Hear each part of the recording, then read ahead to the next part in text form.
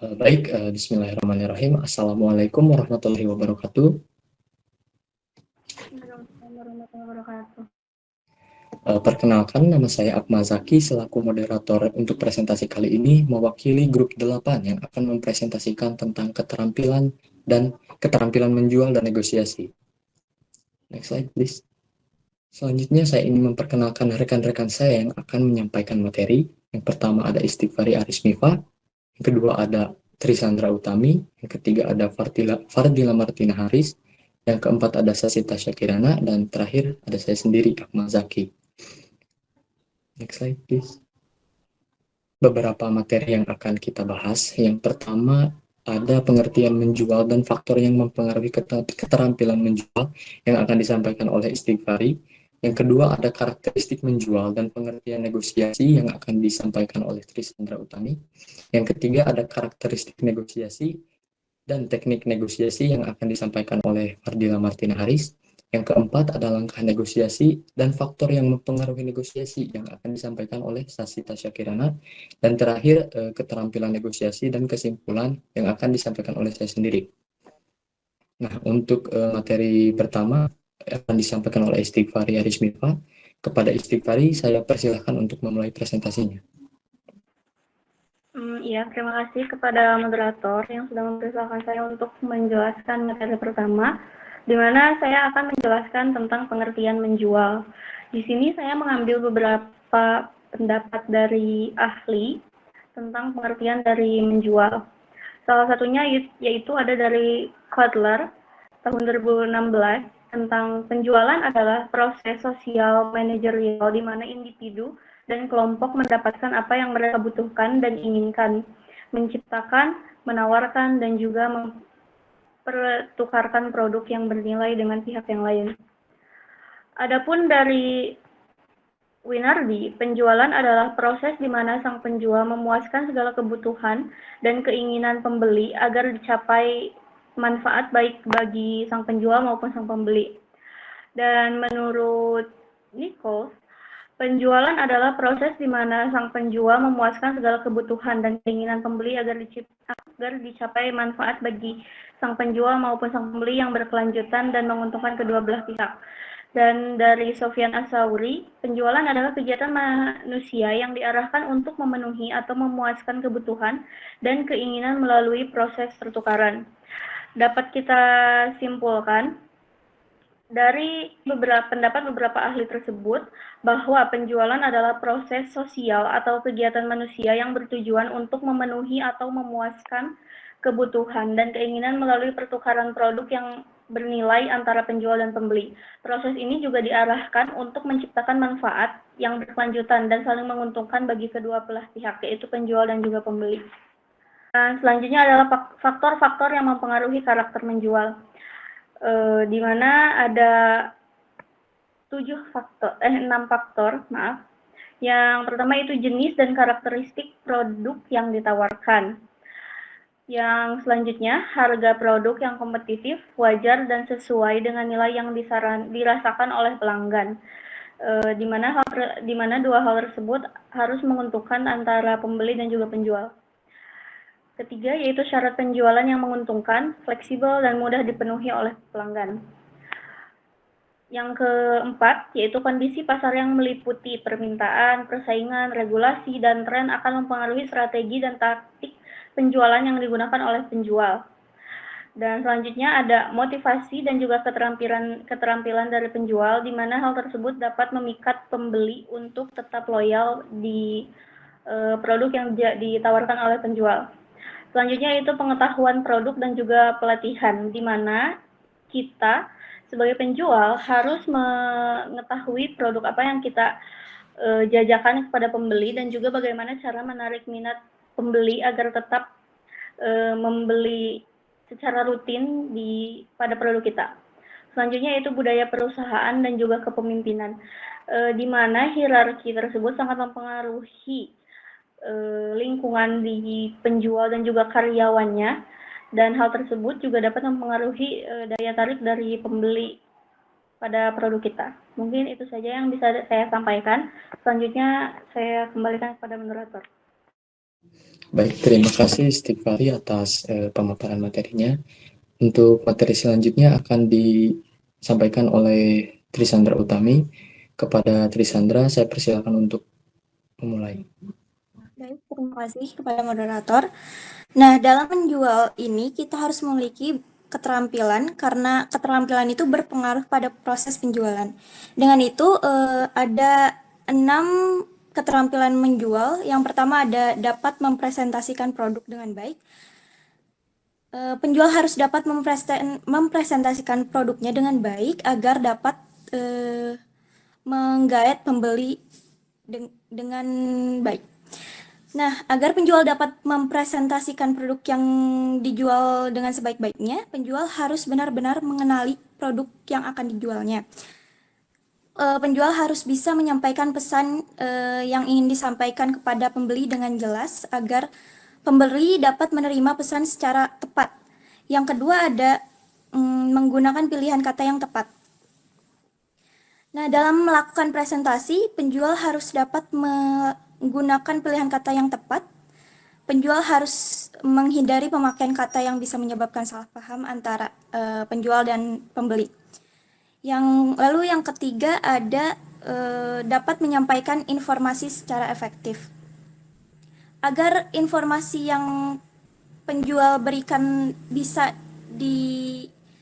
didapatkan dengan jelas oleh konsumen, penjual harus bisa berbicara dengan volume yang wajar, berbicara dengan jelas dan teratur, tidak terburu-buru, dan menggunakan ekspresi dan intonasi yang pas.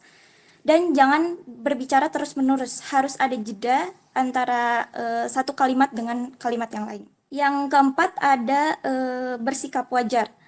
Nah, dalam menyampaikan informasi kepada pembeli, penjual harus bersikap wajar, tidak melebih-lebihkan, dan tidak mengkurang-kurangkan produk yang dia jual. Dan yang kelima ada penjual harus dapat merespon konsumen dengan baik. Dalam menanggapi informasi yang penjual sampaikan, tentu konsumen memiliki respon yang berbeda-beda. Nah, dalam hal ini penjual harus dapat mengendalikan emosinya, berbicara dengan ramah, dan tunjukkan itikat baik yang dia punya. Buatlah konsumen menjadi senang dengan sifat yang penjual punya, meskipun terdapat penolakan pada penjual oleh pembeli. Yang keenam ada dapat menanggapi keluhan konsumen dengan baik. Sebagai penjual yang baik, penjual harus bisa mengetahui apa yang menjadi penyebab konsumen mengeluh. Biasanya konsumen mengeluh karena merasa tidak puas dengan barang yang penjual tawarkan. Penjual harus bisa meningkatkan kualitas produk yang dia punya sehingga pembeli tidak merasa kecewa dengan produk yang penjual tawarkan. Selanjutnya, next. Yang selanjutnya ada pengertian negosiasi. Nah, istilah kata negosiasi berasal dari kata serapan bahasa Inggris yaitu to negotiate, yang maknanya adalah merundingkan atau membicarakan atau menawarkan. Istilah tersebut kemudian memiliki turunan kata seperti negotiation, yang artinya membicarakan atau merundingkan sesuatu hal dengan pihak lain untuk mencapai kesepakatan bersama. Di sini saya menuliskan beberapa pengertian negosiasi dari beberapa ahli. Yang pertama ada Sayud Margono. Menurut Sayud Margono, negosiasi adalah proses konsensus yang digunakan para pihak untuk memperoleh kesepakatan di antara mereka. Yang kedua adalah Linda L. Putnam. Menurutnya, negosiasi merujuk pada dua atau lebih orang yang bekerja bersama untuk meraih keputusan yang biasanya dilakukan melalui pertukaran usul ataupun sebaliknya. Dan yang ketiga ada Robbins. Menurut Robbins, negosiasi adalah sebuah proses yang di dalamnya terdapat dua pihak atau lebih yang bertukar barang dan jasa dan berupaya menyepakati tingkat kerjasama tersebut bagi mereka. Dan yang terakhir ada Jackman. Menurutnya negosiasi adalah sebuah proses yang terjadi antara dua pihak atau lebih yang pada mulanya memiliki pemikiran yang berbeda hingga akhirnya mencapai kesepakatan bersama. Nah, kesimpulan dari pengertian negosiasi tersebut adalah negosiasi adalah suatu bentuk hubungan sosial antara beberapa pihak yang bertujuan untuk mencapai sebuah kesepakatan bersama di mana hubungan sosial tersebut dianggap menguntungkan bagi pihak-pihak yang bernegosiasi. Mungkin cukup sekian dari yang bisa saya sampaikan. Saya kembalikan kepada moderator. Terima kasih. Baik, terima kasih Trisandra Utami atas pemaparan materinya. Materi selanjutnya tentang karakteristik negosiasi dan teknik negosiasi yang akan disampaikan oleh Fardila Martin Haris. Saya persilakan untuk memulai presentasinya. Baik, terima kasih kesempatannya, moderator. Di sini saya akan menjelaskan mengenai karakteristik negosiasi, kemudian juga teknik negosiasi. Seperti yang ada di yang sudah di presenting, ditunjukkan di sini ada beberapa karakteristik negosiasi yang saya highlight, yaitu ada sekitar 5. Yang pertama adalah terdapat dua belah pihak yang terlibat. Tentu saja apabila adanya negosiasi, itu terdapat dua belah pihak ataupun lebih yang memiliki prinsip yang berbeda untuk mendapatkan suatu tujuan yang mereka inginkan atau titik terang. Nah, negosiasi itu tidak bisa dilakukan secara satu pihak atau hanya satu pihak, harus dua atau lebih. Kemudian yang kedua adalah pihak tersebut mempunyai perbedaan kepentingan dalam suatu masalah atau lebih. Tentu saja mereka tidak akan bernegosiasi apabila mereka memiliki pendapat yang sama. Nah, dengan adanya negosiasi tersebut, mereka mencari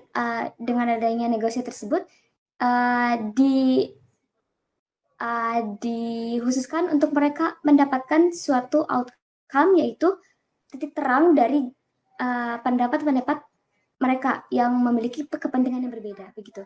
Kemudian yang ketiga adalah pihak-pihak tersebut bergabung bersama untuk sementara waktu dalam suatu hubungan khusus yang sifatnya sukarela. Nah, pihak-pihak di sini disebutkan contohnya seperti penjual atau pembeli. Nah, mereka itu memiliki suatu kepentingan yang berbeda, namun dengan adanya negosiasi ini mereka berimbung bersama untuk melakukan mempertemukan suatu pendapat yang akhir, tapi dilakukan secara sukarela atau tidak adanya keterpaksaan di antara kedua belah pihak tersebut. Kemudian yang keempat, aktivitas tersebut menyangkut pembagian atau pertukaran sumber daya atau lebih dan atau resolusi mengenai suatu masalah tidak berwujud antara pihak tersebut atau yang mereka wakili. Di sini itu pertukaran suatu sumber daya itu bisa menjadi seperti barang atau jasa. Kemudian yang satu lagi adalah pemodal atau pembeli. Contohnya pihak A adalah pembeli dan pihak B adalah penyedia barang dan jasa. Mereka itu akan melakukan suatu pembelian, namun mereka ada ketidakcocokan harga, contohnya seperti itu. Nah, mereka itu melakukan negosiasi untuk mendapatkan suatu outcome yang mereka inginkan, sehingga mereka melakukan pertukaran, yaitu barang dan jasa, kemudian modal atau uang. Yang terakhir, aktivitas tersebut meliputi presentasi, permintaan atau usulan oleh pihak dan evaluasi oleh pihak lainnya, diikuti dengan kesepakatan dan usulan balasan dan dari aktivitas tersebut berurutan. Tentu saja setelah di dalam negosiasi ini karakteristiknya itu berupa presentasi atau sepertinya presentasi yang dilakukan oleh penjual, mempresentasikan produknya, kemudian menjelaskan kelebihannya, kemudian seperti itu. Nah, kemudian dibalas oleh pembeli ataupun pihak lawan. Mengapa mereka tidak setuju mengenai hal tersebut atau mereka ingin mengusulkan hal lain, begitu seterusnya. Jadi itu adalah karakteristik dari negosiasi. Untuk selanjutnya ada teknik negosiasi. Teknik negosiasi yang saya highlight di sini ada tiga poin.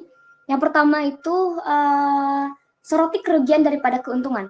Pada dasarnya orang lebih termotivasi untuk menghindari kerugian daripada meraih keuntungan. Seperti yang dilakukan oleh Amos Tversky dan Daniel Kahneman dalam penelitiannya, orang-orang itu menghindari kerugian daripada mendapatkan keuntungan. karena kerugian sangat membebani pikiran kita. Membingkai harga yang sama persis dengan kerugian kemungkinan besar akan memiliki efek yang lebih besar daripada membingkainya sebagai keuntungan gitu.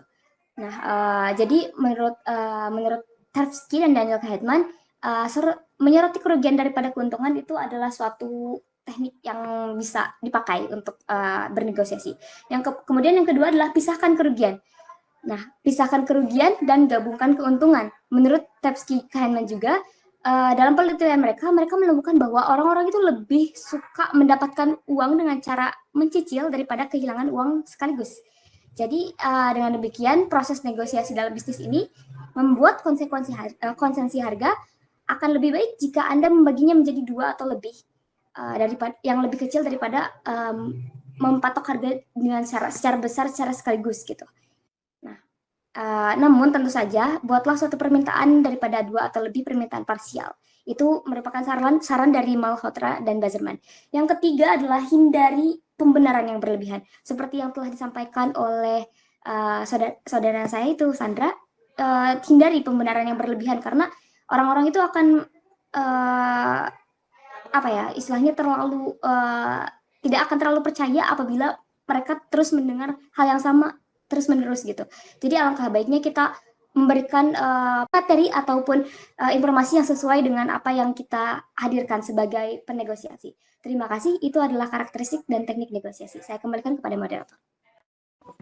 Baik, terima kasih Fardila atas presentasinya. Materi selanjutnya tentang langkah negosiasi dan faktor yang mempengaruhi negosiasi yang akan disampaikan oleh Sasi Tasya. Kepada Sasi, saya persilakan. Baik, terima kasih moderator atas kesempatannya. Sebelumnya mohon maaf saya tidak bisa mengaktifkan kamera karena jaringan saya kurang bagus. Mungkin di sini saya ingin menjelaskan terkait langkah-langkah ataupun tahapan-tahapan yang sekiranya harus diketahui dalam negosiasi. Yang pertama di sini tahap pertama dari proses negosiasi adalah persiapan. Hal ini mencakup penentuan waktu dan tempat berlangsungnya negosiasi yang mana harus dikomunikasikan dan disepakati terlebih dahulu oleh semua pihak yang akan terlibat dalam negosiasi. Ini dilakukan untuk mencegah terjadinya perselisihan seperti itu ketika kita melaksanakan negosiasi. Kemudian yang berikutnya yang kedua ada penyusunan.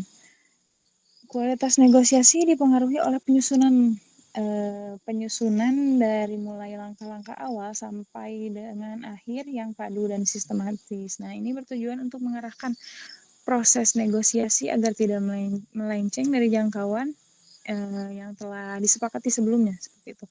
Kemudian yang ketiga ada pengumpulan data atau mengklarifikasikan tujuan. Kesalahpahaman yang menimbulkan masalah dalam sebuah proses negosiasi dapat dihindari dengan pengumpulan data dan klarifikasi tujuan.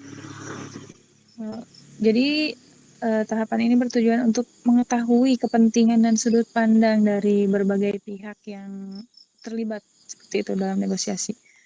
Kemudian yang keempat ada pemilihan strategi untuk win-win outcome. Nah, pada tahap ini fokus utamanya adalah kepada hasil. Jadi ketika seorang negosiator paham dengan tujuannya, dia akan menyusun strategi dan menjalankannya guna meraih hasil terbaik. Hasil terbaik di sini win-win outcome itu ya. Karena pada dasarnya tadi katanya dari kedua belah pihak yang melakukan negosiasi menginginkan hasil yang terbaik tentunya. Kemudian yang kelima ada perjanjian. Nah, setelah memahami dan mempertimbangkan pendapat dan kepentingan dari semua pihak, tahap selanjutnya adalah membuat perjanjian. Dalam hal ini, semua pihak harus tahu betul gitu apa yang telah menjadi keputusan bersama supaya nanti ke depannya tidak di luar dari perjanjian tersebut. Kemudian yang terakhir, mungkin yang keenam, ada memenuhi kesepakatan dari hasil perjanjian. Ini merupakan langkah terakhir, yaitu merealisasikan hasil perjanjian yang sudah disepakati oleh semua pihak. Apabila di tengah-tengah penerapan perjanjian merasa ada salah satu pihak misalkan yang merasa tidak sesuai dengan perjanjian awal gitu, maka harus diselesaikan melalui cara yang sudah ditetapkan dalam perjanjian, baik itu perjanjian yang tertulis maupun yang tidak tertulis. Nah, pada tahap ini, berhasil atau tidaknya si negosiasi tersebut dapat kita lihat. Kita beralih ke faktor-faktor yang mempengaruhi atau yang perlu ditimbangkan sebelum melakukan negosiasi. Ini saya mengutip apa yang disampaikan oleh John R. Hook ya. Yang pertama mungkin kita harus menguasai akar masalah. Sebelum negosiasi berlangsung, kita harus berusaha mendapatkan gambaran yang jelas tentang fakta dan inti pertentangan yang sebenarnya. Kemudian ada kadar konflik. Ada kalanya penolakan dan persetujuan negosiasi melibatkan emosi.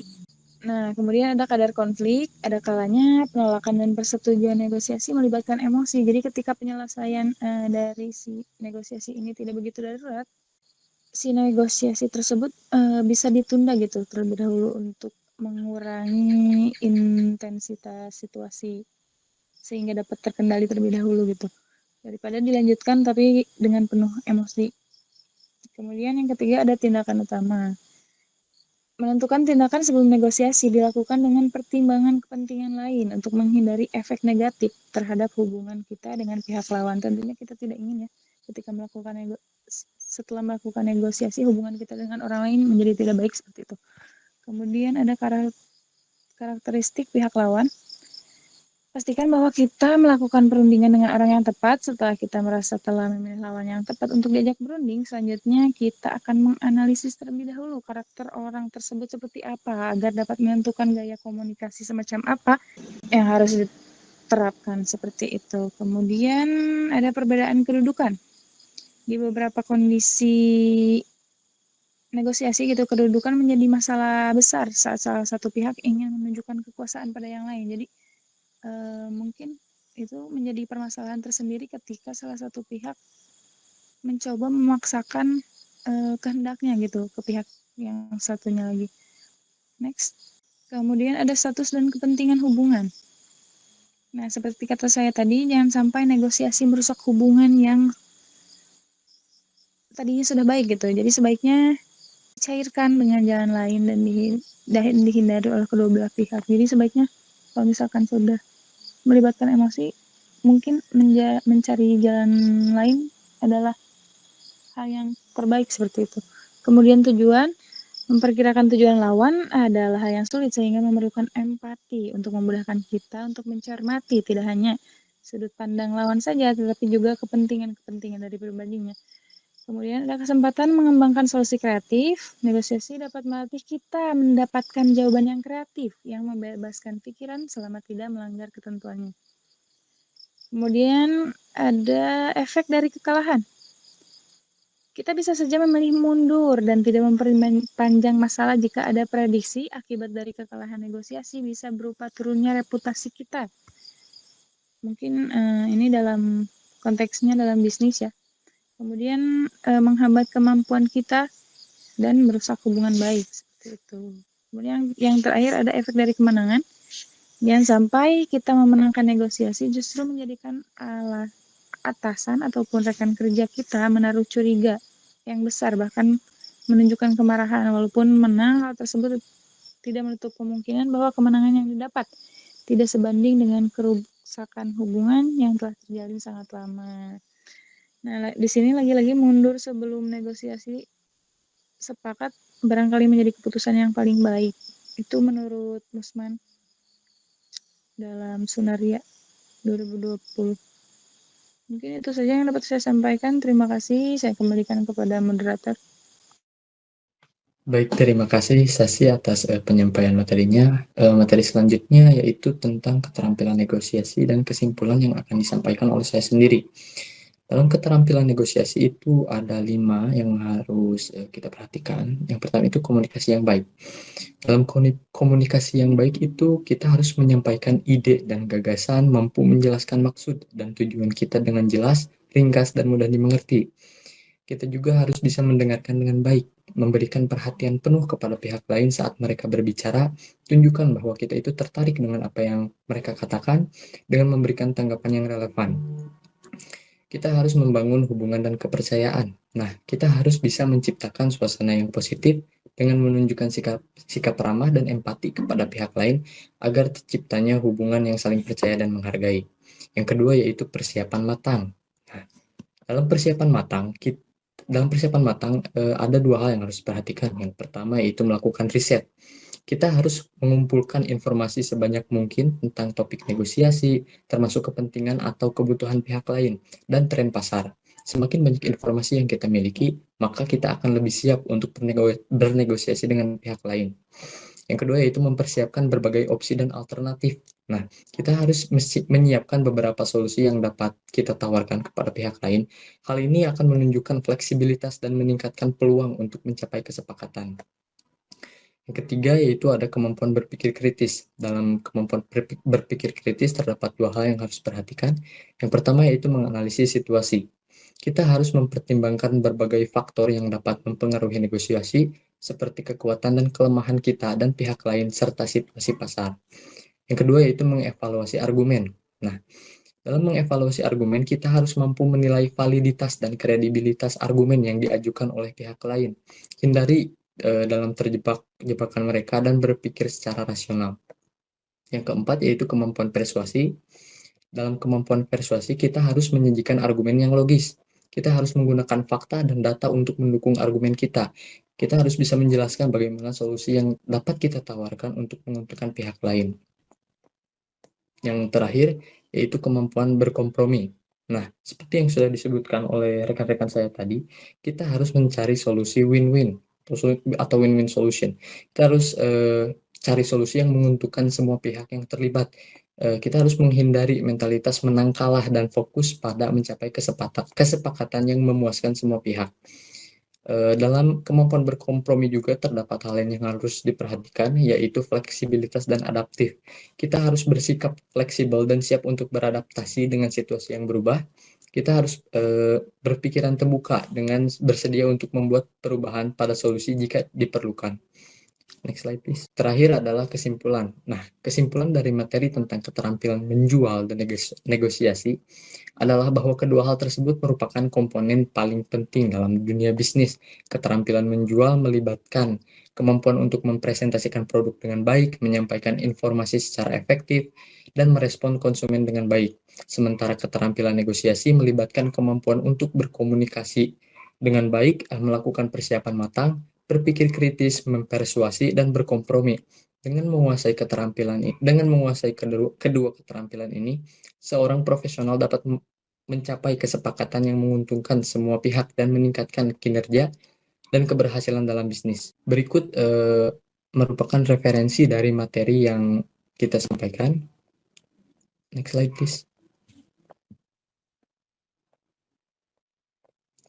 Demikian presentasi dari kami. Mohon maaf apabila terdapat kesalahan. Terima kasih atas perhatiannya. Wassalamualaikum warahmatullahi wabarakatuh. Waalaikumsalam warahmatullahi wabarakatuh.